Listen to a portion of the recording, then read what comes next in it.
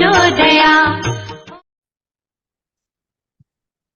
चले आइए माँ शक्ति। आज राजा चंद्र कुमार क्रमांक 1371, दिन मंगलवार, तारीख 17 फरवरी 2026। आज हमारे बीच में आदरणीय विनय कक्कड़ जो एडवोकेट हैं, सब एडवोकेट्स हैं।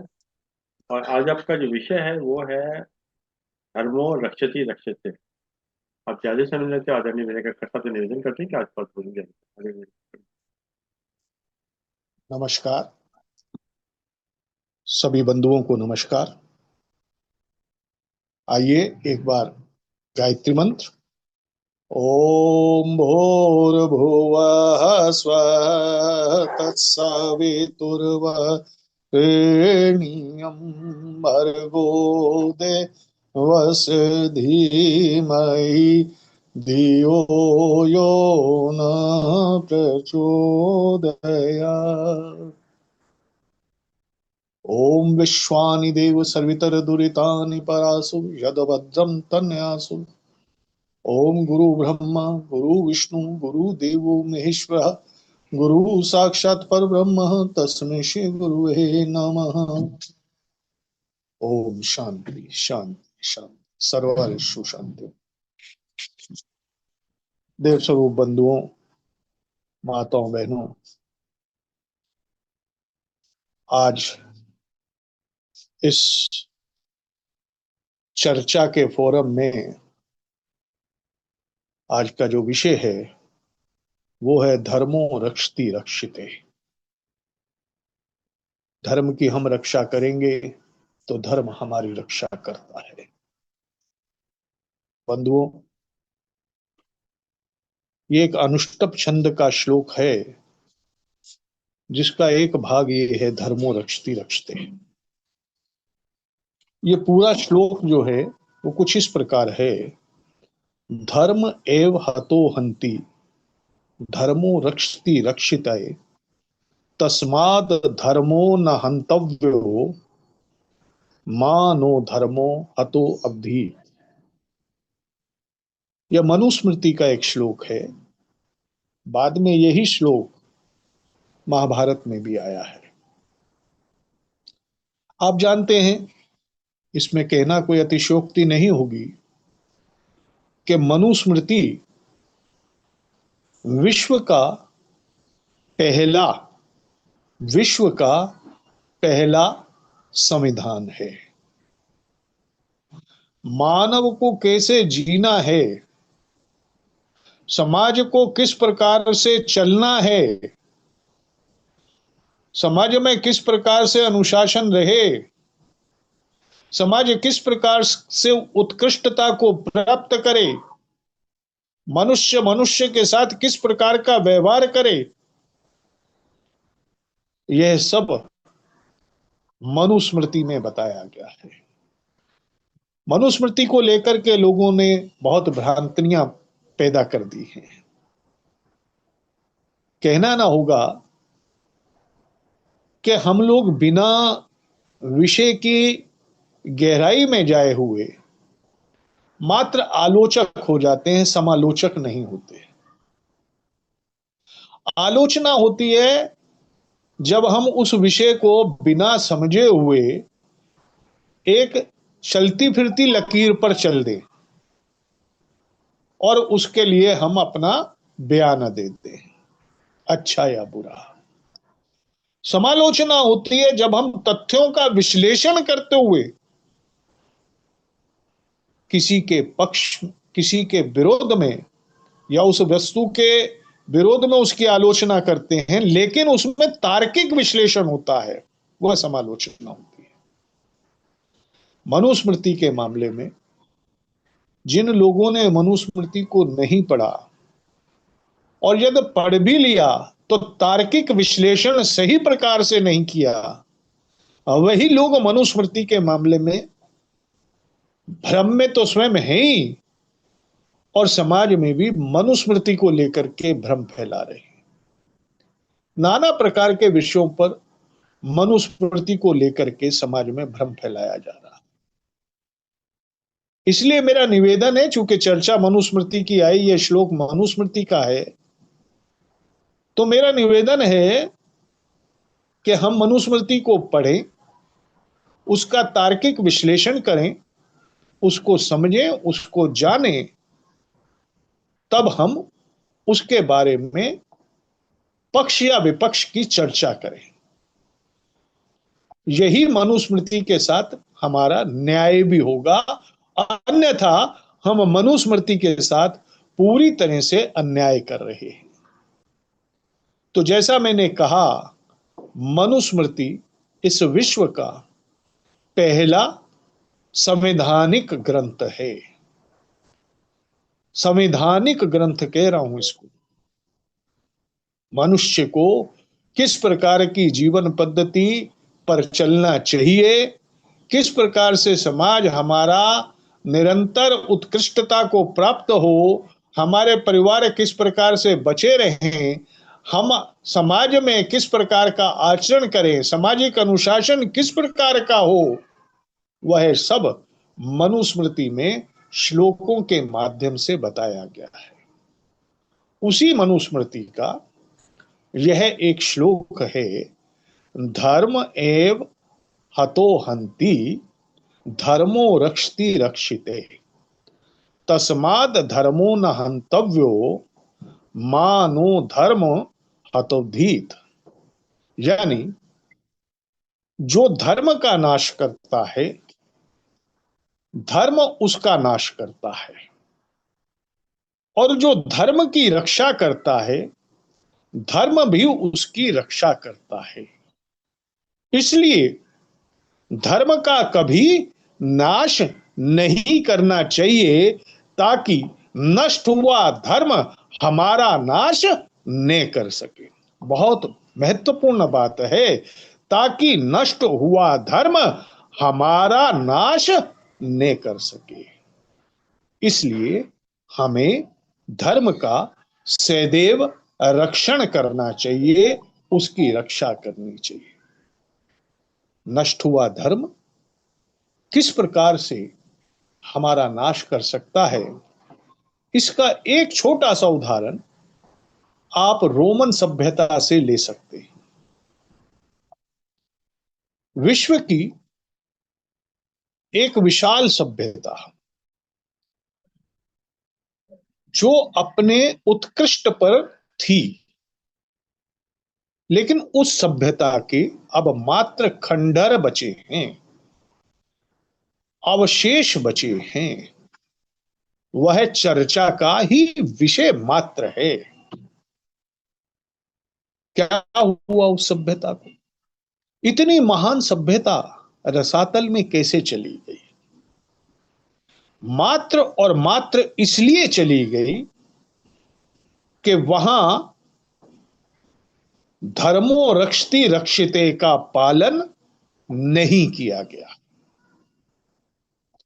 उनका द्वारा जो धर्म नष्ट किया गया, उस धर्म ने उनका भी नाश कर दिया।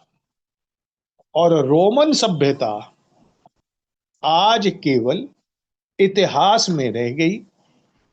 थोड़े बहुत उसके अवशेष बचे हैं, खंडरों में बची हुई है। वह सभ्यता जो विश्व की एक अग्रणी सभ्यता थी, वह आज रसातल में है।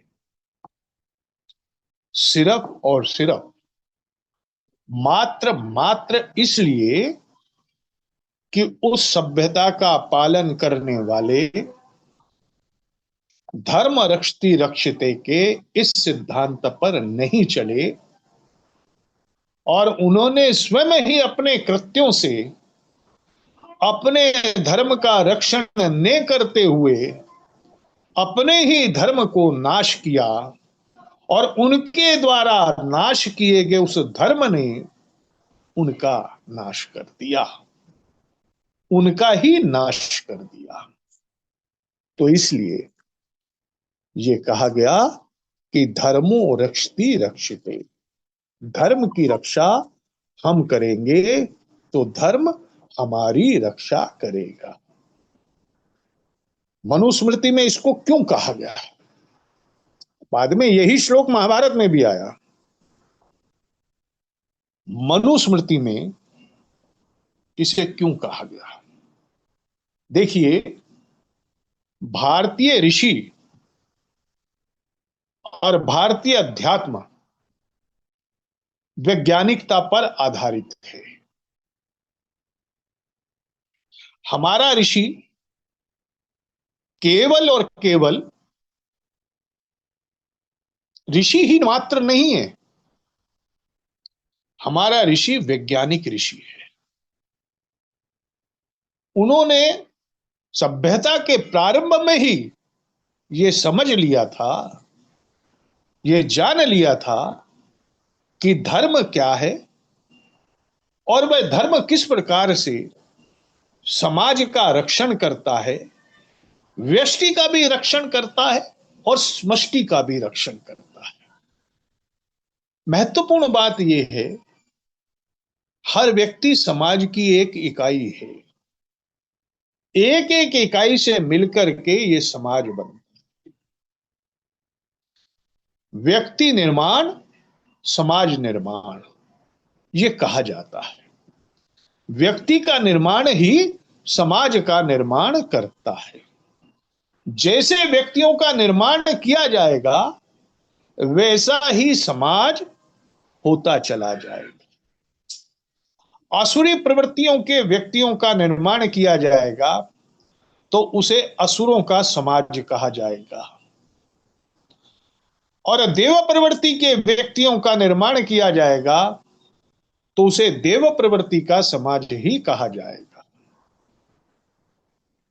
धार्मिक व्यक्तियों का निर्माण, धर्म के अनुसार आचरण करने वाले व्यक्तियों का निर्माण उस समाज को धर्म की ओर ले जाता है, इसलिए वह समाज धार्मिक समाज कहलाता है।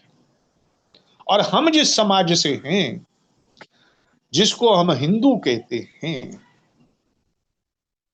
हमारा धर्म जिस फंडामेंटल पर आधारित धर्म है वह समस्त लोकाचार और किस प्रकार से समाज को उत्कृष्ट बनाया जा सकता है उस पर आधारित है, और उसका मूल ही यही है, व्यक्ति निर्माण और व्यक्ति निर्माण से समाज का निर्माण, व्यक्ति निर्माण से समाज का निर्माण। अब यहां एक बड़ी महत्वपूर्ण बात आती है कि धर्म क्या है। एक चर्चा थोड़ी सी इस पर भी कर लेते हैं कि धर्म क्या है। हम कह देते हैं कि मेरा धर्म हिंदू धर्म है, मुस्लिम कह देता है मेरा धर्म मुस्लिम धर्म है, ईसाई कहता है मेरा धर्म ईसाई धर्म है। अब ये धर्म है क्या? धर्म एक जीने की पद्धति है। वह पद्धति, वह तत्व जिनको धारण किए जाने योग्य है, जिनको धारण करने से मनुष्य के उत्कृष्टता में वृद्धि होती है, वह धारणीय तत्व ही धर्म है। अब इसमें रिचुअल्स भी आती हैं, संस्कार, ये सबके अलग अलग होते हैं, आप अच्छी तरह से जानते हो। हिंदू में मृतक का दाह संस्कार अग्नि माध्यम से किया जाता है। मुसलमान और ईसाई मुर्दे को, शव को सुपुर्द के खाक करते हैं, यानी कि दफना देते हैं। पारसी उसको टुकड़ों में काट कर मीनार पर छोड़ देते हैं। ये अपने अपने तरीके की रिचुअल्स, इनको कहा जाता है परंपराएं, रिचुअल्स। संस्कार भी हम कह सकते हैं। हमारा अंतिम संस्कार, ऐसे ही हमारे जन्म के संस्कार, हिंदू धर्म 16 संस्कारों का धर्म है, हम सब जानते हैं। हर धर्म के अपने अपने संस्कार हैं, वो उनके जीने के, किस प्रकार से उन्होंने शादी करनी है, किस प्रकार से उन्होंने अपने मृतक का दाह संस्कार करना है, इस बीच में और भी उनके संस्कार होते हैं, वह सब उनके अपने अपने संस्कार हैं। उन संस्कारों का भी धर्म से कनेक्शन है। ऐसा नहीं है कि उन संस्कारों का धर्म से कोई संबंध नहीं है, वह मानने चाहिए। जो व्यक्ति जिस भी धर्म का है, जिस जीवन शैली को जीता है, वो अगर वह हिंदू धर्म को हिंदू हिंदू के हिसाब से जीवन शैली जीता है तो उसको हिंदुओं के संस्कार मानने भी चाहिए। मुस्लिम शैली से जी रहा है तो उसको मुस्लिम के संस्कार मानने चाहिए। ईसाई शैली से जीता है तो उसको ईसाइयों के संस्कार मानने चाहिए। इसमें दो राय नहीं है। कहीं पर भी ये विवाद का विषय नहीं है कि हमें उनके नहीं मानने चाहिए, उन्हें हमारे मानने चाहिए, या ऐसा नहीं होना चाहिए, वैसा नहीं होना चाहिए। अपनी अपनी परंपराएं हैं, अपने अपने संस्कार हैं, उनको अपने अपने तरीके से सब लोग मानते हैं। अपने हिंदू धर्म में भी बहुत सारी जगहों पर, ट्राइबल एरियाज में, मुर्दे को सुपुर्द के खाक किया जाता है। अपने हिंदू धर्म में भी बहुत सारी जगहों पर खतना भी कराया जाता है ट्राइबल एरिया में। ये विवाद का विषय नहीं है। मेजॉरिटी में जो होता है, मेजॉरिटी में यही है कि हिंदू अपने मुर्दे को अग्नि के सुपुर्द करता है, अग्नि से उसका दाह संस्कार करता है, और अपने मंत्रों के हिसाब से, अपने जो उसके धार्मिक ग्रंथों में उसके मंत्र दिए गए हैं उनको पढ़ते हुए करता है। ईसाई उसी पर अपनी कुरान की आयतों को पढ़ते हुए, मुसलमान उसी प्रकार से कुरान की आयतों को पढ़ते हुए उसको सुपुर्द के खाक करता है। ईसाई बाइबल को पढ़ते हुए उसको सुपुर्द के खाक करता है। अब ये सब परंपराएं हैं। इन परंपराओं को हर किसी को मानना चाहिए, मानते हैं लोग। अब इसके साथ फिर एक दूसरा भाग जुड़ा हुआ है, क्या धारण करने योग्य है। वह जो धारण करने योग्य है वह धर्म है।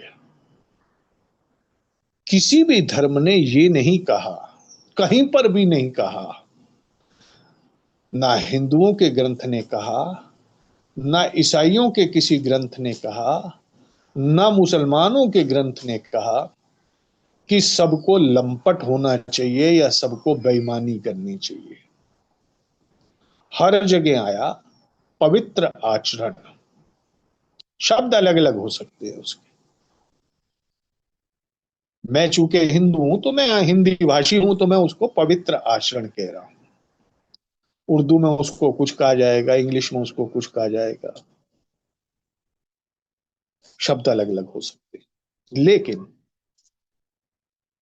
सभी ग्रंथों में मनुष्य के पवित्र आचरण की बात करी,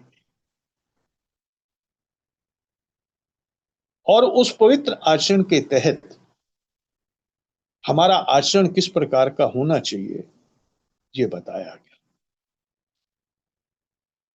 तो अपने परिवार में किस प्रकार से रहना चाहिए ये बताया गया। मनुष्य का मनुष्य से, भाई का भाई से कैसा संबंध होना चाहिए, पिता और पुत्र के बीच में कितना संबंध होना चाहिए, कैसा संबंध होना चाहिए, भाई बहन के बीच में क्या संबंध होना चाहिए, पति पत्नी के बीच में क्या संबंध होना चाहिए, क्या मर्यादाएं होनी चाहिए, कितनी छूट होनी चाहिए, कितनी मर्यादाएं होनी चाहिए, ये सब है। ये भी सब धर्म का ही भाग है। और हर धर्म ने मनुष्य को जीने के लिए मर्यादित जीवन की ही बात कही है। बेलगाम घोड़ा नहीं होना चाहिए। कोई भी धर्म ये नहीं कह रहा है कि आप जीते हुए बेलगाम घोड़ा हो जाए, आपका मन जो आए वो करने लग जाए, जो सोच लिया उसे करना है, ऐसा नहीं। अपनी मर्यादाओं के साथ हमें जीना चाहिए। और प्रत्येक धर्म के ग्रंथ में मर्यादित जीवन की बात कही भी गई है, और उन मर्यादाओं का चित्रण भी किया गया है, उन्हें बताया भी गया है कि किस प्रकार की मर्यादाएं हमें रखनी चाहिए। और इन्हीं मर्यादाओं के कारण मनुष्य अनुशासन में भी रहता है। सामाजिक अनुशासन और व्यक्तिगत अनुशासन, व्यक्तिगत अनुशासन से ही सामाजिक अनुशासन। यदि व्यक्ति स्वयं में अनुशासित है तो वह समाज भी अनुशासित कहा जाएगा, और यदि व्यक्ति अनुशासित नहीं है स्वयं में, बहुत्यता उस समाज के व्यक्ति यदि अनुशासन का जीवन नहीं जीते हैं तो उस समाज को भी अनुशासित समाज नहीं कहा जाएगा। और वैसा वैसा जो अपने व्यक्ति का भी पतन, यदि व्यक्ति अनुशासित नहीं है तो उसका भी पतन और समाज का भी पतन। हमारे भगवान राम के बारे में मर्यादा पुरुषोत्तम कहा गया। उन्होंने जीवन जीने की एक मर्यादा बताई है। अनुशासन में रहते हुए हम मर्यादित जीवन किस प्रकार से जीते हैं, यह हमारे धर्म का भाग है। और यदि हम उस अनुशासन को तोड़ते हैं तो निश्चित जान लीजिए कि हम धर्म के मूलभूत सिद्धांतों को ही तोड़ रहे हैं। और जब हम उन सिद्धांतों को तोड़ेंगे तो हमारे द्वारा तोड़ा गया वह धर्म, उसका तो नाश होगा ही होगा। हम भी पतन की ओर ही जाएंगे। फिर धर्म हमारे को रक्षण नहीं करेगा। मनुष्य का रक्षण उसका धर्म करता है, लेकिन धर्म भी मनुष्य का रक्षण तभी करेगा जब मनुष्य धर्म की रक्षा करेगा। अन्यथा धर्म भी कह देगा, जिसको हम कह देते हैं कि चाहिए आपको जहां जाना है वैसे कर लीजिए, धर्म भी कहेगा जो करना चाहो कर लो।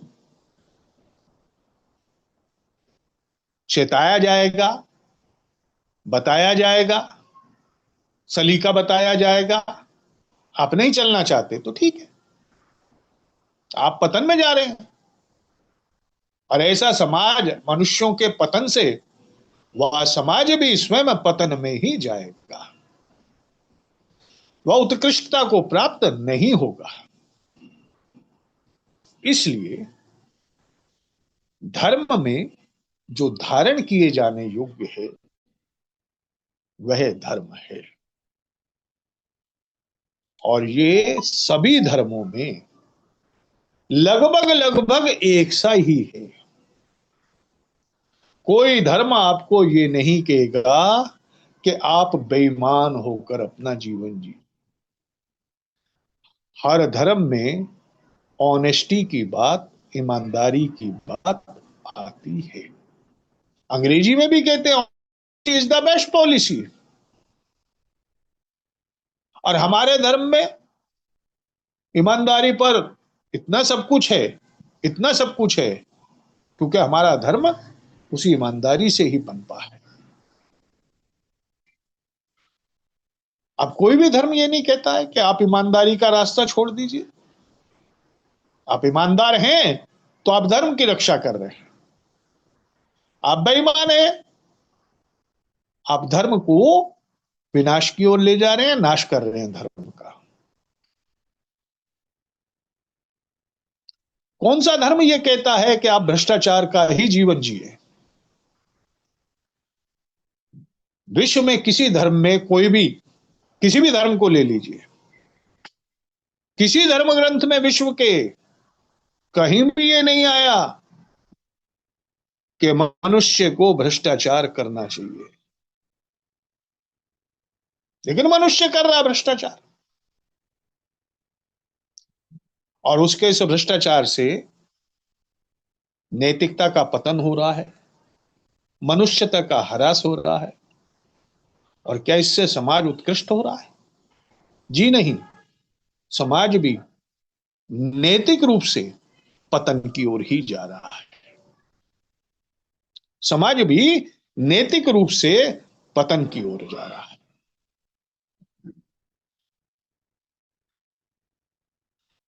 पर्यावरण का संरक्षण है, हर धर्म में आया इसके लिए। लेकिन मनुष्य उसको नहीं मान रहा है, मनुष्य उसको नहीं मान रहा है। प्राकृतिक तत्वों से उसका निरंतर खिलवाड़ जारी जारी है। तो क्या प्रकृति आपकी रक्षा कर रही है? प्रकृति माता आप पर मेहरबान है? मनुष्य पर, समाज पर क्या प्रकृति माता मेहरबान है? जी नहीं। पूरे विश्व में प्रकृति अपने दोहन से नाराज होकर के मनुष्य को इस प्रकार से चेतावनियां दे रही है कि या तो सुधर जाओ, नहीं सुधरोगे तो विनाश को ही जाओगे, नहीं सुधरोगे तो विनाश को ही जाओगे। जिस समाज में भाईचारा नहीं होगा, ये बंधुत्व का संदेश कौन देता है आपको? ये धर्म के द्वारा ही, धर्म में सिखाता है बंधुत्व, समरसता, ये धर्म सिखाता है। भेदभाव रहित समाज, वह समाज जिसमें आत्मवत सर्वभूतेषु का भाव हो। हम तो यहां तक कहते हैं, जले विष्णु, स्थले विष्णु, विष्णु पर्वत मस्तके, ज्वाले मले कुले विष्णु, विष्णु सर्वमय जगत। इस जल में विष्णु का वास है, थल में विष्णु का वास है, पर्वतों पे विष्णु का वास है, अग्नि में विष्णु का वास है, किरणों में विष्णु का वास है, इस कुल में पूरे में विष्णु का वास है। यह पूरा जगत विष्णु में है। विष्णु कौन है? विष्णु है परमात्मा है, जो हम सबका रक्षण करता है। उसे हम विष्णु कहते हैं। नाम कुछ भी रख लीजिए, उसे गॉड कहते हैं, हमने उसको विष्णु कह दिया। कोई उसे अल्लाह कह रहा है। ईशावास्यमिदम हमारा जो उपनिषद है वो तो कहता है, ईशावास्य इदम सर्वम जत के जगत्या जगत। इस जगत में ऐसा क्या है जहां पर भगवान नहीं है? कण कण में भगवान मौजूद है, ईश्वर कण कण में मौजूद है।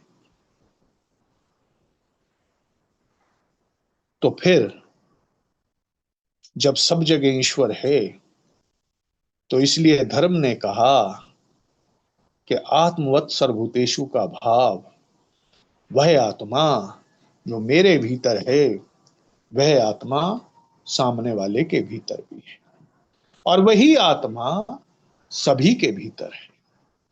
वही आत्मा परमात्मा का स्वरूप है। इसलिए हम सब में बंधुत्व की भावना होनी चाहिए। और जब ये बंधुत्व की भावना समाप्त हो जाएगी मित्रों, तो समाज में क्या होगा? घर में बंधुत्व की भावना को समाप्त कर दीजिए, भाई भाई से लड़ेगा, पिता पुत्र में झगड़ा होगा, भाई बहन के झगड़े होंगे, और वृहद स्तर पर जब आप और आगे जाएंगे सामाजिक स्तर पर, तो उस समाज में जिसमें बंधुत्व भावना समाप्त हो जाएगी, उस समाज में मनुष्य मनुष्य का दोहन करने लगेगा, मनुष्य मनुष्य का सम्मान नहीं करेगा, और ऐसा समाज निश्चित रूप से गर्त में जाएगा। ये भी तो हमें धर्म ही सिखा रहा है ना, ये भी तो हमें धर्म सिखा रहा है। हमारा धर्म कहता है, पर दारा मात्रवत, पर द्रव्य लोष्टवत, आत्मवत्त सर्वभूतेषु। दूसरे की नारी में, दूसरी नारी में माता के दर्शन करो।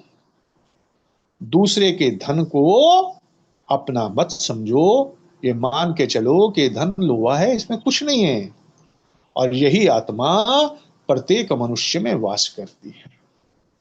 अब मैं इस बात पर कहता हूं कि आप बताइए मुझे, हम पुरानी कहावत लेते हैं कि इस दुनिया में, इस कुल जहान में मनुष्य मनुष्य के बीच में जितने भी झगड़े हैं, उन सब झगड़ों के मूल में क्या जर जोरू और जमीन नहीं है?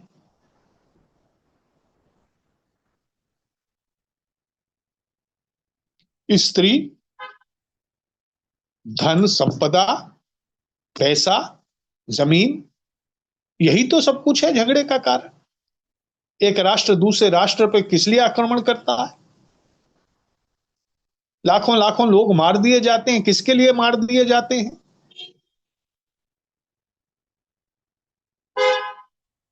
आप कोर्टों में जाइए, इतने झगड़े चल रहे हैं, उन झगड़ों के मूल में स्त्री होगी। तो हमारे शास्त्रों में कहा गया ये, परदारा मात्रवत परद्रव्य लोष्टवत आत्मवत सर्वभूतेषु। ये धर्म है ना, यही धर्म है ना, जो धारण करने योग्य, वही धर्म।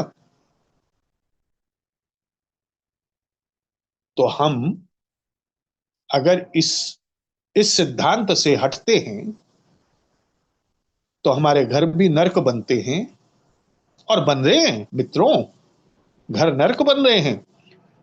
जिन घरों में स्वर्ग का वातावरण होना चाहिए, वो घर नरक बन रहे हैं। और जब घर नरक बनेंगे तो ये समाज भी नरक ही बनेगा, स्वर्ग नहीं बनेगा। अरे स्वर्ग क्या है? स्वर्ग वहां है जहां स्वर्ग का अभाव है। जहां स्वर्ग का अभाव वहां स्वर्ग। अब अपने घर को नरक बना लीजिए, अपने घर को स्वर्ग बना लीजिए, तो आपके हाथ में है ना।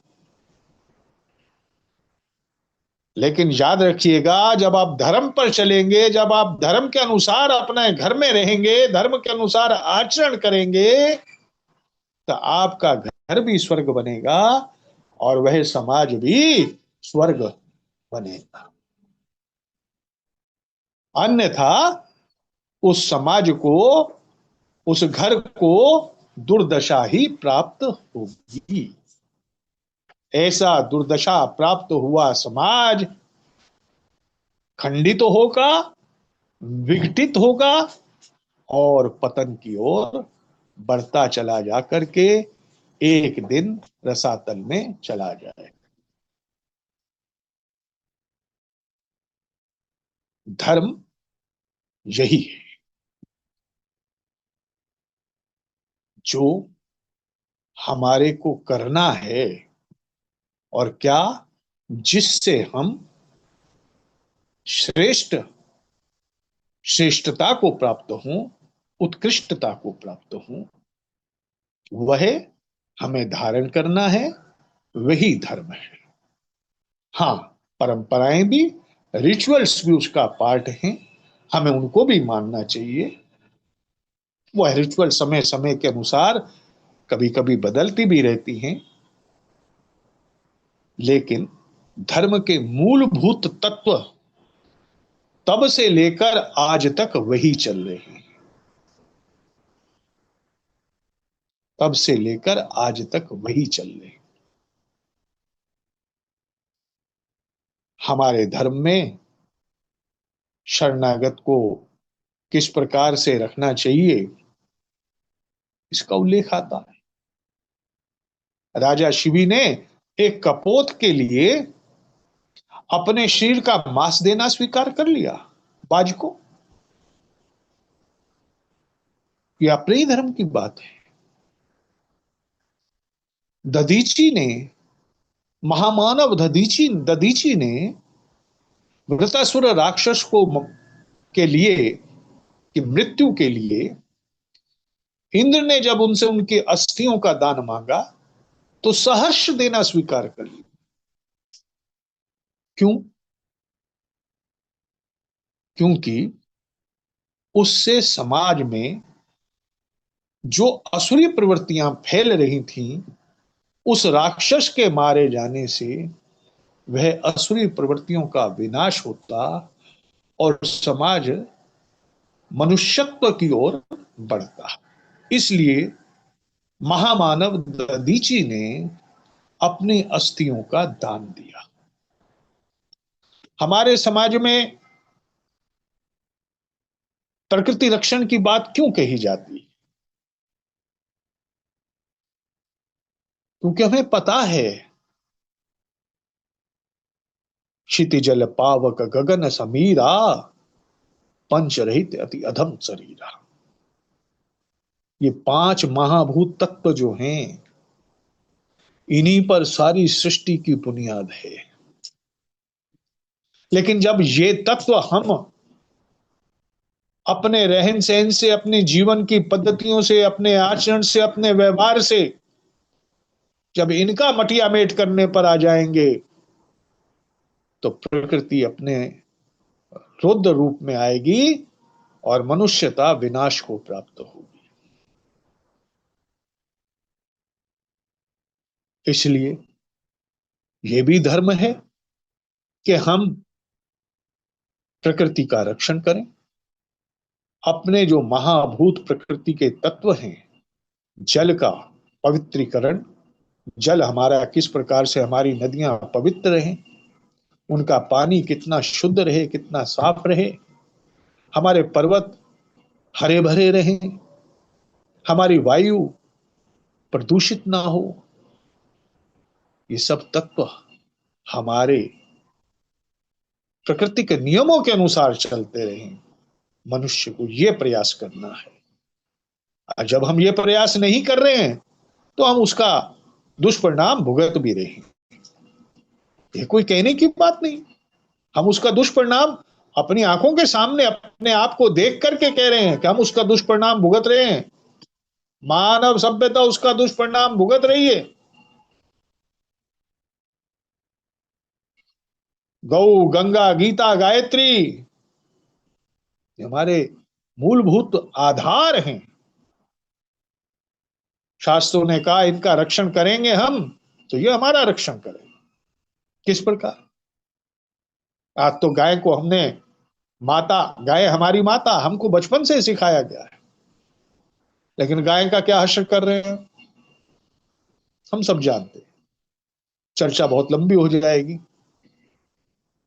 हमने गाय को कहीं का नहीं छोड़ा है। जब हम अपने घरों में अपनी माता को ही सही सम्मान नहीं दे पा रहे, तो हम गोवंश को भी कहां से सही सम्मान दे देंगे? हमने अपने पिताओं को, अपने माता पिता को ओल्ड एज होम में भेजना चालू कर दिया। क्या यही धर्म है हमारा? बताइए। वह धर्म मातृ देवो भव पितृ देवो भव की बात करता है। उस धर्म को मानने वालों ने अपनी माताओं को, अपने पिता को तड़पने के लिए छोड़ दिया। कहां पे? वृद्ध आश्रमों में। कोई उनसे मिलने नहीं जाता। वह मर जाते हैं तो उनके संस्कार में उनके बच्चे नहीं होते। तो मातृ देवो भव और पितृ देवो भव की बात कहां से हुई? तो हम अधर्म हुए पे पर चले कि नहीं चले? हमने गंगा को दूषित कर दिया। आज कितनी नदियां अपने अस्तित्व के लिए संघर्ष कर रही हैं। गंगा माता भी अपने अस्तित्व के लिए संघर्ष कर रही है। गौ माता अपने अस्तित्व के लिए संघर्ष कर रही है। गीता जी को मानता कौन है? इतना महान ग्रंथ हमारे घरों में स्लैब पर पड़ा हुआ धूल चाटता है। वह महान ग्रंथ जो हमारे को जीवन जीने की पद्धति देता है, उन ग्रंथों को हमने उठा करके अपने घरों के स्लैब पर रख दिया। हमारे पास पढ़ने के लिए फुर्सत नहीं है। हमारे पास उनके आचरण पर चलने के लिए विचार नहीं है। गायत्री माता हमारी माता है, गीता भी हमारी माता है। हम इनको सबको माता कहते हैं। दुर्भाग्य से हमने किसी भी माता को इस योग्य ही नहीं छोड़ा कि हम उन्हें माता कह सके। बंधुओं, ये चिंता का विषय है। फिर हम नारा लगाते हैं, धर्म की जय हो, अधर्म का नाश हो। हे परमात्मा, कितना बड़ा झूठ, कितना बड़ा झूठ, कितना बड़ा झूठ।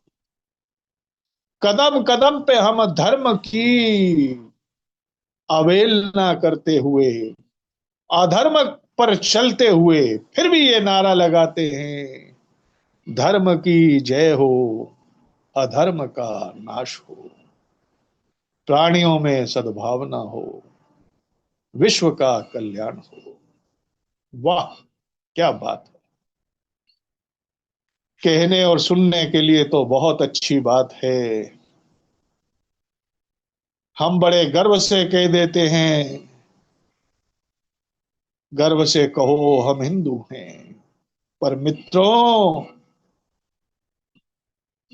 पर वास्तव में क्या मैं हिंदू धर्म के मूलभूत तत्वों पर चल रहा हूं या नहीं चल रहा हूं? विचारणीय ये है।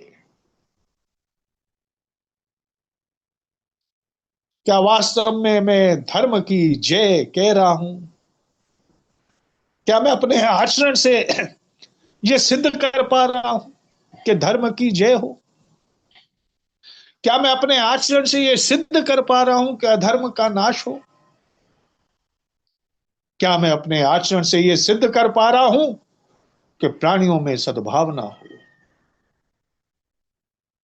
मेरा तो आज दृष्टिकोण ही ये है, मेरा कल्याण हो, बाकी किसी का कल्याण न हो, तो फिर विश्व कल्याण की बात मैं कैसे करता हूं?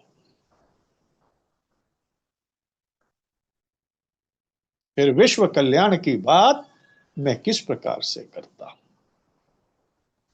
ना मैं गौ माता का, ना मैं गंगा माता का, ना मैं गायत्री माता का, ना मैं गीता माता का। मनुस्मृति को मैंने पढ़ना तो दूर, उसको तो आलोचना का विषय बना दिया। मैं उसकी किसी बात को मानना नहीं चाहता।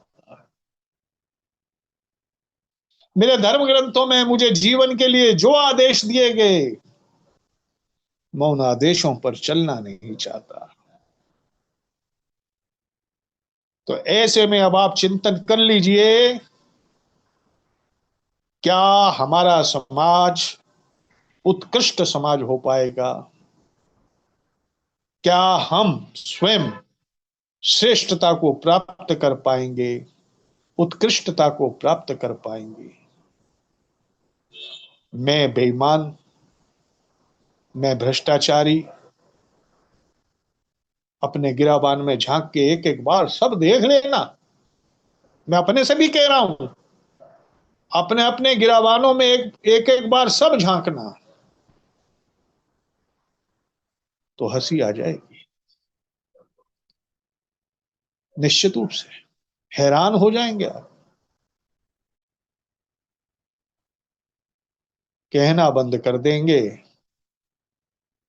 कि मैं धर्म की जय कहता हूं, क्योंकि आपके अंदर से एक चिंतन निकलेगा कि तू झूठ बोल रहा है, तू झूठा है, तू धर्म की जय नहीं कह चाहता, तू तो अधर्म का समर्थक है। मेरे प्यारे मित्रों, ये चिंतन का विषय है। विषय बहुत बड़ा विषय है। मैं तो इस विषय को बहुत बहुत संक्षेप में बता रहा हूं, बहुत संक्षेप में बता रहा हूं। और हम अक्सर इस विषय पर गाए बेगाए चर्चा भी करते हैं आपस में। अरे उसको ऐसा नहीं होना चाहिए, अरे वैसा नहीं होना चाहिए। लेकिन हम स्वयं सही नहीं हो पाते। हम दूसरों में सुधार चाहते हैं, पर हम भूल जाते हैं हम सुधरेंगे, जग सुधरेगा। मेरा सुधार सर्वोपरि, हम ये भूल जाते हैं। सब सुधर जाएं, सब धर्म के रास्ते पर चलें, पर मैं धर्म के रास्ते पर ना चलूं।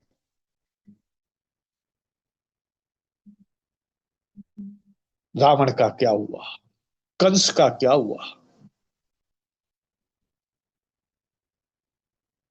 कहां है वह रावण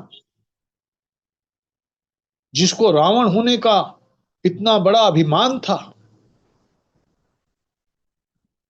दिक्पाल जिसके यहां पे पानी भरा करते थे, लेकिन जब उस रावण ने अधर्म का रास्ता चुना, तो वह रावण कितने समय चल पाया? नाश तो हुआ उसका। कंस ने जब अधर्म का रास्ता चुना, नाश तो उसका भी हुआ। मित्रों, जो भी, जो व्यक्ति, जो समाज इस प्रकार से असुरी प्रवृत्तियों को वृद्धि की ओर लेकर जाता है,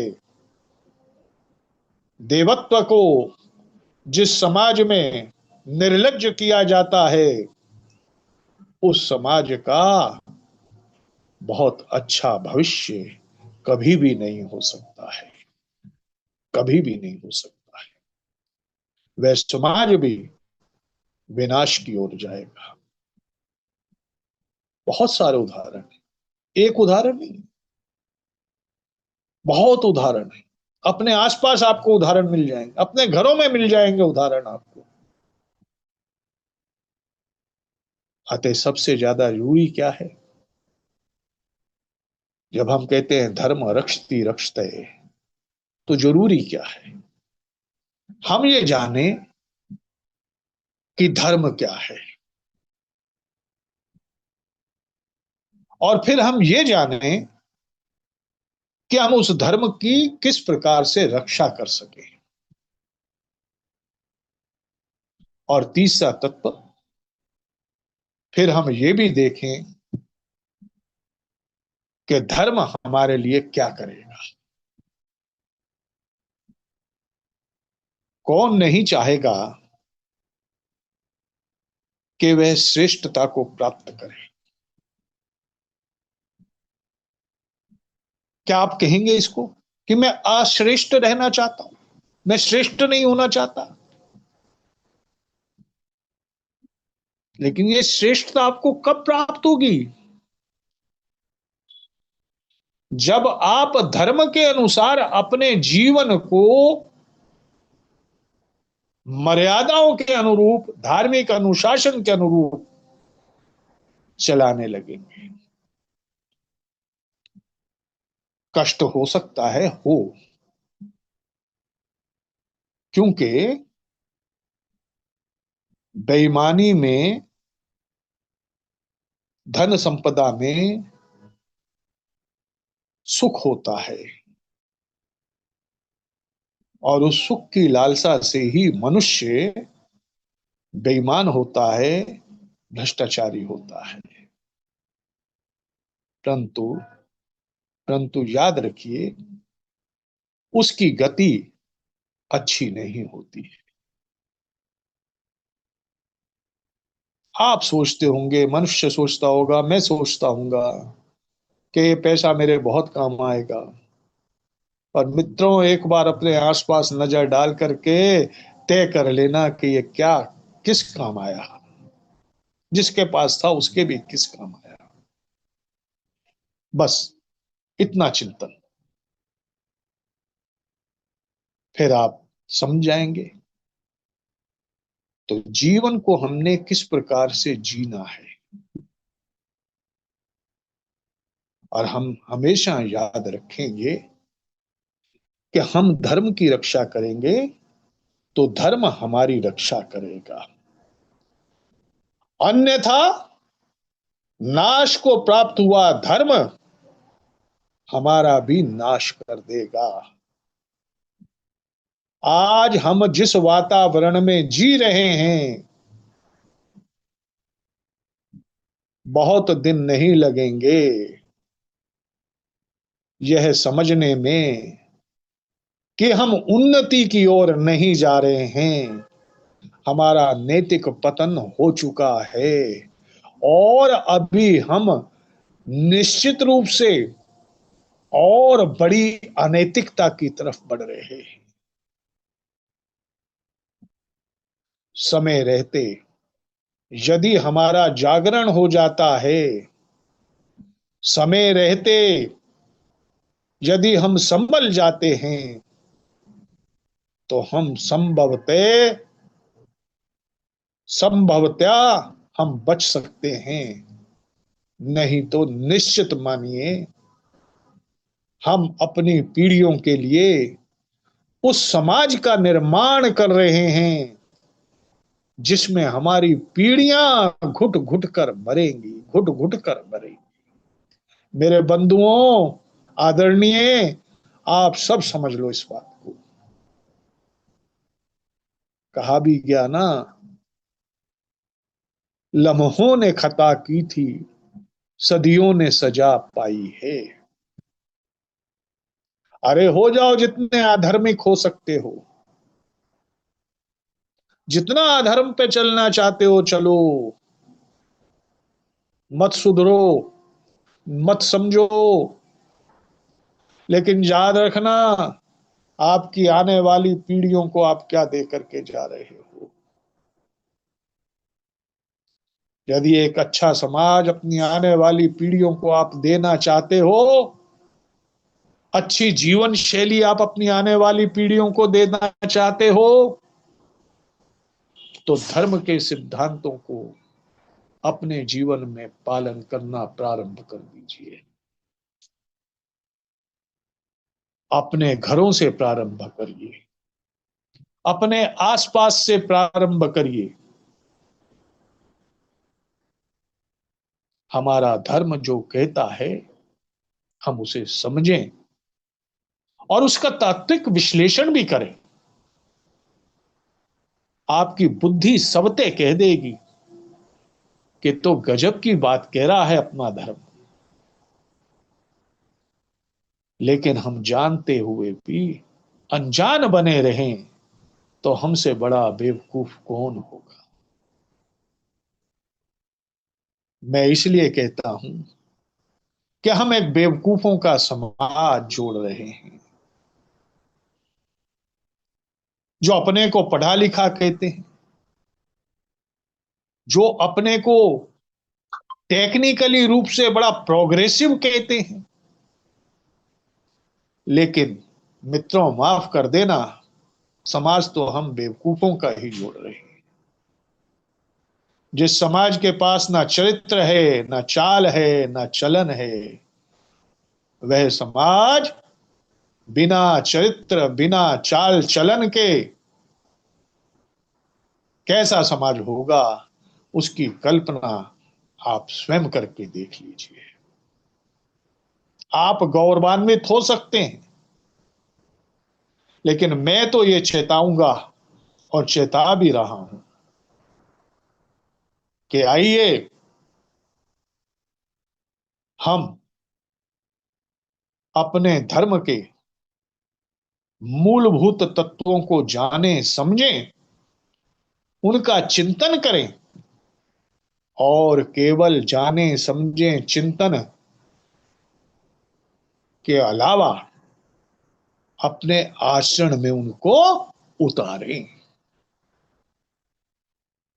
जिस दिन हम ऐसा करना प्रारंभ कर देंगे,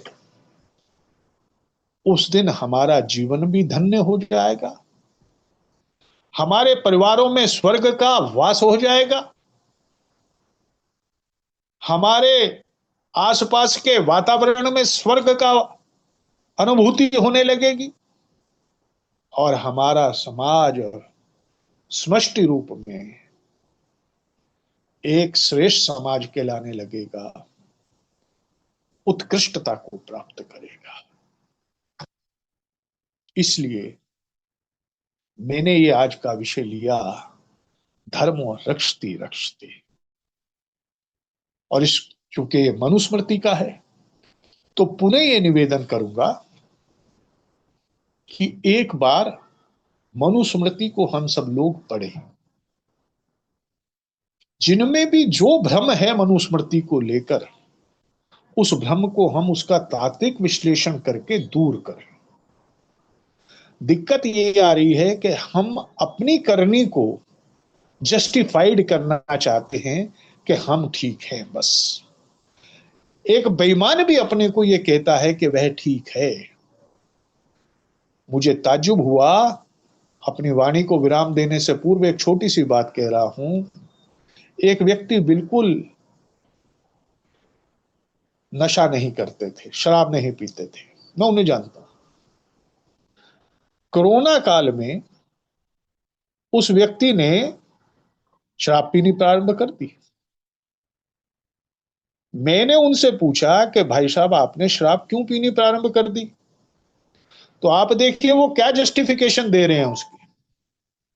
वो बोले कि भाई साहब, आप देख नहीं रहे, जने खने को तो कोरोना हो रहा है, लेकिन जो शराब पी रहे हैं ना, उनके कीटाणु ये शराब मार रहे हैं। हे परमात्मा, धन्य है ऐसे लोग। तो ये हम सबकी प्रवृत्ति में है। और यकीन मानिए, यथा राजा तथा प्रजा, मैं उस पर नहीं जाऊंगा। हम सबके ऊपर से लेके नीचे तक यही प्रवृत्ति है कि जो मैं कह रहा हूं वह ठीक है, बाकी सब गलत है। तो मेरे बंधुओं, मेरे मित्रों, यदि आप अच्छा जीवन जीना चाहते हैं, इस प्रवृत्ति को छोड़िए, बेकार के जस्टिफिकेशन देना बंद करिए, तात्विक विश्लेषण करिए, और जो हमारा धर्म हमें सिखा रहा है उसका पालन करिए। अपने जीवन को अनुशासन के अनुसार चलाइए। जहां मर्यादा की आवश्यकता है वहां मर्यादित रहिए। अन्यथा अन्यथा हम जीते जी मृत के समान हैं। जीते जी मृत के समान हैं। फिर ये कहना बंद करिए, धर्म की जय हो, अधर्म का नाश हो। इसलिए अंत में पुनः निवेदन, धर्म की रक्षा कीजिए, धर्म आपकी रक्षा करेगा। मैं इतनी बात कहकर अपनी वाणी को विराम देता हूं। धर्म हमारा, हम धर्म के, ईश्वर हमारा, हम ईश्वर के। धन्यवाद, धन्यवाद, धन्यवाद। बहुत बहुत धन्यवाद रानी विनय कक्कड़ जी। सभी लोग अनम्यूट हैं। इस संबंध में कोई जिज्ञासा, कोई प्रश्न बनता है तो आदरणीय विनय जी से पूछ सकते हैं। फिर बाद में दोस्तों हमारे आदरणीय एम के नायब साहब जो कानपुर से हैं वो बोलेंगे। विनय जी, सबसे बड़ी बात तो ये है कि हम लोग धर्म को जानते भी नहीं है, वैसे अगर देखा जाए कि धर्म क्या है। सही बात है। और धर्म और हमने धर्म समुदाय। को कुछ सीमाओं में बंद कर दिया है। हम्म। वास्तव में अरविंद जी, हमने धर्म को कुछ सीमाओं में बंद कर दिया है। हम्म। और फिर मैंने वही कहा ना कि हम्म। हम जो कर रहे हैं वो सही है। हम्म। हम उसके लिए बड़े बड़े जस्टिफिकेशन ले आते हैं। हम उन तत्वों पर जाना ही नहीं चाहते जो वस्तुतः वास्तविक तत्व हैं धर्म के। उन पर हम नहीं जाना चाहते। और यही कारण है कि आज आप देखिए हमारे घरों में किस हद तक गिरावट आ चुकी है। मैं तो उसकी कभी फिर चर्चा करेंगे, क्योंकि समय का अभाव है। लेकिन यदि आप अपने आसपास भी डालेंगे, हम्म। विहंगम दृष्टि डालेंगे, तो आप स्वयं समझ जाएंगे कि ये सब इसलिए हो रहा है कि हम खोखले खोखले नारों पर चल रहे हैं, अपने जीवन को जी रहे हैं, बाकी कर कुछ नहीं रहे। हम्म। ठीक है साहब, अभी कुछ बोल दो, नहीं तो फिर तो धन्यवाद देंगे अपना नायब साहब। मैं तो बोलने के मैं तो थोड़ा सा आदरणीय कक्कड़ साहब से रिक्वेस्ट करूँ, थोड़ा धर्म के बारे में बहुत थोड़ा सा, क्योंकि आपने बोला धर्म की हम रक्षा नहीं करेंगे तो धर्म का नाश, हमारा नाश कर दे। अगर हम धर्म का नाश कर देंगे तो नाश उसका हो गया, फिर हमारा नाश कैसे करेगा वो धर्म? ये थोड़ा समझ में नहीं आया। समझाओ ना। जी आदरणीय कक्कड़ साहब, थोड़ा सा मुझे ये समझ नहीं आई बात। जी, मैं बता रहा हूं आपको। जी सर, हाँ जी सर। हमारी रक्षा धर्म के द्वारा होती है। जी जी। जब हम धर्म की रक्षा नहीं कर रहे हैं, हम्म, आप देखिए कि जब तक हमारा समाज एक सुदृढ़ समाज कहा जाता था, तब तक हमारे समाज में व्यक्ति धर्म प्रायण होते थे। वो धर्म के अनुसार अपने जीवन को चलते थे। लेकिन जब हमने उस जीवन शैली को बदला और हम धर्म प्रायण नहीं रहे, हम उस रास्ते से हटने प्रारंभ हुए, तो हमारा समाज नीचे नीचे गिरने लगा। धर्म आगे नहीं आया हमें रोकने के लिए। धर्म ने कहा ठीक है, आप नहीं मानते तो मत मानो, आप अपना पतन स्वयं कर रहे हो। तो इसीलिए मनु जी ने कहा मनुस्मृति में कि यदि धर्म की रक्षा हम करेंगे तो धर्म और विशालता के साथ, जैसे हम कहते हैं ना कि संसार कूपे पतितो त्यागधे मोहंद पूर्णे विश्वाभितप्ति करावलम मम दहि विष्णु गोविंद दामोदर हे माधवेति। तो जब हम उसकी तरफ चित्कार करेंगे तो वह हमें, हम क्या कह रहे, हे विष्णु जी तुम मुझे अपनी बाहों का अवलंबन दो ताकि मैं इस गहरे कुएं से बाहर आ सकूं। लेकिन जब हम मांगेंगे ही नहीं, चित्कार ही नहीं कर रहे हैं, हम भगवान विष्णु को याद ही नहीं कर रहे हैं, हम ईश्वर को याद ही नहीं कर रहे हैं, तो ईश्वर भी हमें वो करेगा। तो ईश्वर का ही स्वरूप ये धर्म है, धर्म ही ईश्वर है, ये मान लीजिए आप। जी सर। तो जब हम धर्म को नहीं मानेंगे तो धर्म भी हमें क्यों अपनी बाहों का अवलंबन देगा। अगर ईश्वर ने हमें अवलंबन देना ही होता तो जब हम कुएं में गिर रहे हैं, संसार कूपे पतितो त्याग दे मोहंद पूर्ण विश्वाभितप्ति, जब मैं विश्व में तृप्त होकर के इस गहरे कुएं में गिरता चला जा रहा हूं, रसातल में जा रहा हूं, अरे तब मुझे याद आया कि मैं ईश्वर को याद कर लूं। मैंने कहा विष्णु भगवान आप अपनी बाहों का सहारा दीजिए, कावलम्बम मम देहि विष्णु गोविंद दामोदर हे माधवेति, आप मुझे अपनी बाहों का सहारा दे दीजिए। तो ईश्वर ने मुझे बचाने के लिए कुछ करेगा ईश्वर, अन्यथा मैं तो रसातल में जा रहा हूं, ईश्वर कहेगा जाना तू रसातल में, तू मुझे कौन सा याद कर रहा है, तू मुझे कौन सा याद कर रहा है। यही धर्म का है, धर्म और ईश्वर, आप इसको अलग न मान के चलिए धर्म और ईश्वर को। धर्म किसके द्वारा, धर्म प्रदत्त, ईश्वर द्वारा प्रदत्त धर्म। वेद हमारे मूल ग्रंथ हैं, वेदों द्वारा प्रदत्त धर्म को ही मनुस्मृति में विश्लेषण के साथ भगवान मनु ने एक संविधान बना करके प्रस्तुत किया है। तो उसी में उन्होंने ये कहा, और इसी को इसलिए कहा कि जब हम धर्म की रक्षा करते हैं, हम अपना आचरण धर्म अनुकूल करेंगे, तो पहली बात तो शेखरी साहब हमारा पतन ही नहीं होगा, हम मजबूत रहेंगे ना। हम मजबूत तो हमारा धर्म मजबूत, जी और जी। हम कमजोर तो हमारा धर्म भी कमजोर। फिर वो धर्म, ऐसे ही मैंने बताया ना रोमन सभ्यता क्यों खत्म हुई। सारे रोमन लोग जो थे, जब धन संपदा अकूत आ गई उनके पास, तो आप इतिहास को पढ़िए, वो सब व्याभिचार में लिप्त हो गए, सारे धार्मिक असूलों को उन्होंने उठा करके ताक पर रख दिया।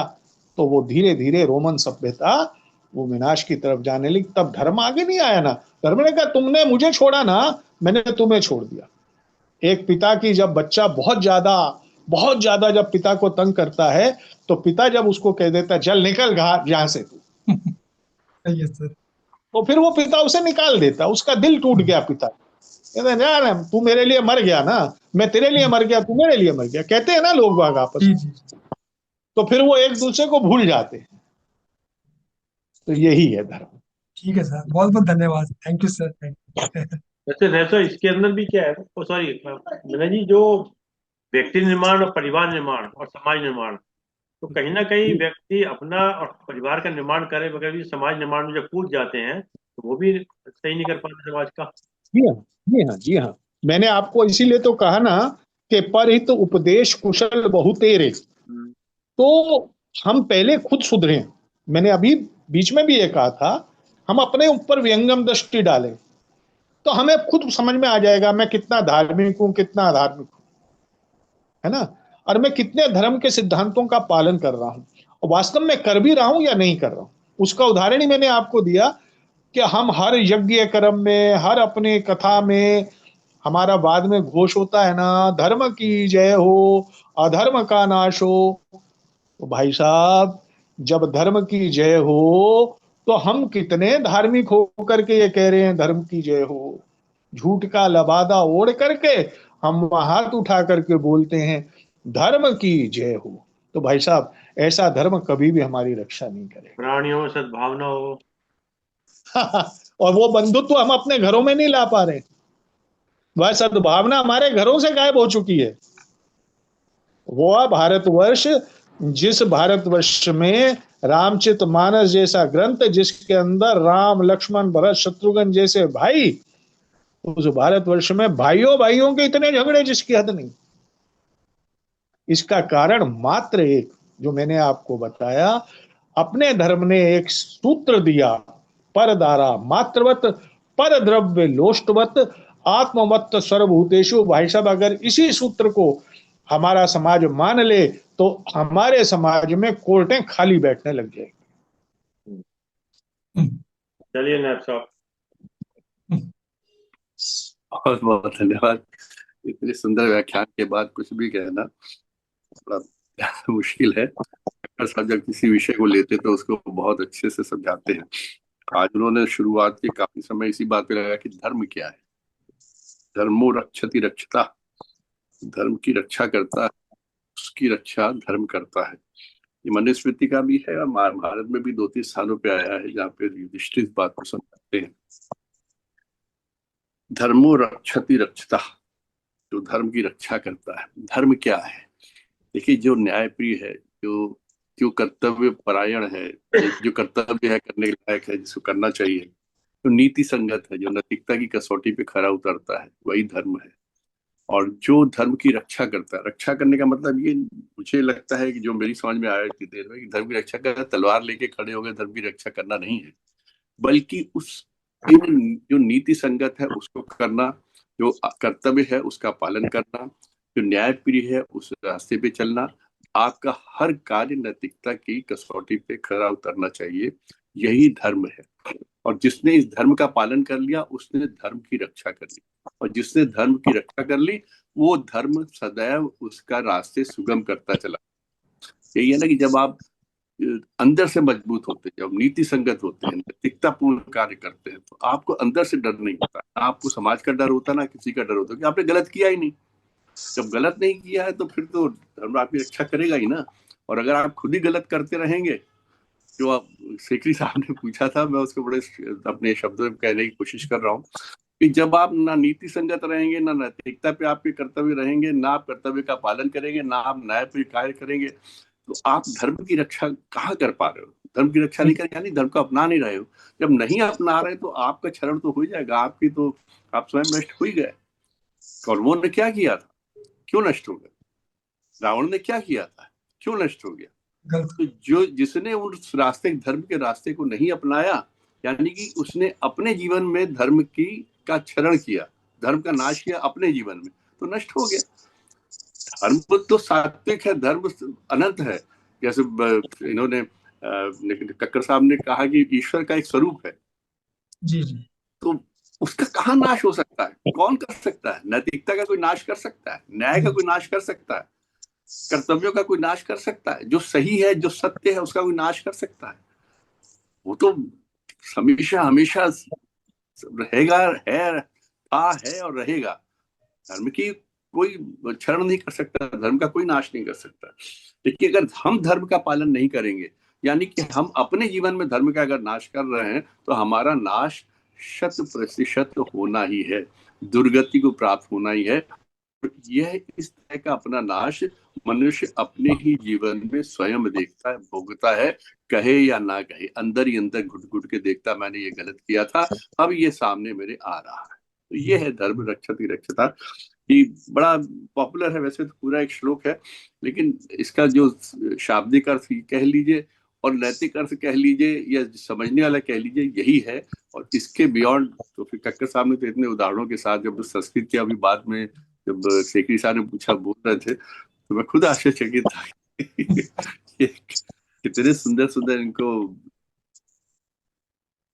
सब याद है। तो आपका तो ज्ञान अपार है, बहुत बहुत सुंदर, बहुत तरीके से समझाया। तो आपके आज के उद्बोधन के लिए विनय कक्कर साहब, आपने बड़ा अच्छा, मुझे रेलिवेंट सब्जेक्ट चुना, अच्छा ये लगा, एक ऐसा सब्जेक्ट चुना जो कि हमारे बहुत काम का है, हमको इसको समझना चाहिए। धर्म की रक्षा क्या है? धर्म की रक्षा धर्म को अपनाना है, उसका अपने जीवन में लाना है, अपने परिवार के जीवन में लाना, संस्कार में बच्चों को देना है, अपने साथियों को देना, अपने चारों तरफ के वातावरण में बताना है कि धर्म क्या है और इसका पालन करो। और अगर हम स्वयं ही धर्म को पालन नहीं करेंगे, जैसे उन्होंने ये भी कहा कि अपने अपने गिरेबान में झांको, हम लोग कहते हैं धर्म की जय हो, अधर्म का नाश हो। धर्म की जय हो, हम मतलब सब कुछ न्याय के अनुसार हो, सभी लोग कर्तव्यों का पालन करें, सभी लोग नैतिकता के रास्ते पे चले, ये है उसका अर्थ। और जब सभी चलेंगे तो सब धर्म की जय होगी, सब लोग अपने अपने गिरेबान झांकेंगे, सब अच्छा ही अच्छा दिखेगा। Sir, we should be very positive. आपके आज के उद्बोधन के लिए कक्कर साहब बहुत बहुत धन्यवाद, और बहुत अच्छा विषय चुनने के लिए बहुत सुंदर धन्यवाद। Thank you sir. धर्म की रक्षा कौन करेगा? हम करेंगे, हम करेंगे। चलिए साहब, बहुत बहुत धन्यवाद आदरणीय, बहुत बहुत धन्यवाद आदरणीय विनय कक्कर जी, आपने समय निकाल समय दिया। और जूम के लोगों का विशेष रूप से धन्यवाद कि आपने समय निकाल समय दिया। जैसे कि एक विचार के साथ और 3 बार ओम के साथ अपनी बात समाप्त करते हैं। आज का विचार, एक दिन सब जीत कर भी मृत्यु से हार जाना है। एक दिन सब जीत कर भी मृत्यु से हार जाना है, फिर किस बात का घमंड और किस बात का अभिमान। ना दौलत साथ जाएगी, ना नाम, ना पहचान, बस कर्मों का बोझ होगा।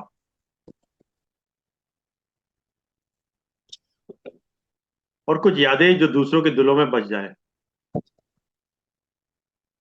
क्या बात, ये सब। इसलिए जब तक सांस है, इसलिए जब तक सांस है, इंसान बनकर जी लो। इसलिए जब तक सांस है, इंसान बनकर जी लो, क्योंकि आखिर में सबसे बड़ी जीत तो अच्छा इंसान होना ही है। आखिर में सबसे बड़ी जीत बहुत बढ़िया सर, बहुत सुंदर। धार्मिक इंसान बनना, धर्म की रक्षा करने वाला इंसान बनना। तो गाना तो गाना भी तो है ना, तू हिंदू बनेगा ना मुसलमान बनेगा, हाँ, इंसान की इंसान बनेगा, इंसान बनेगा। सही बात है। जब सत्य पे चलने वाला वही इंसान है सर, बाकी तो चलिए तीनों आपको बजा करते हैं।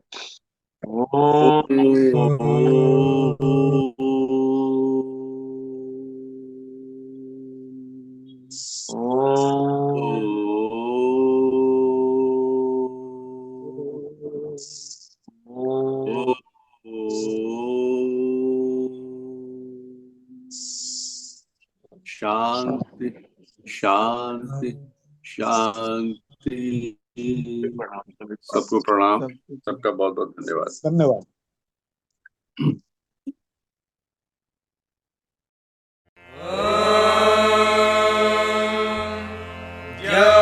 शांतिरन्तरिक्षं शान्तिः पृथिवी शान्तिः।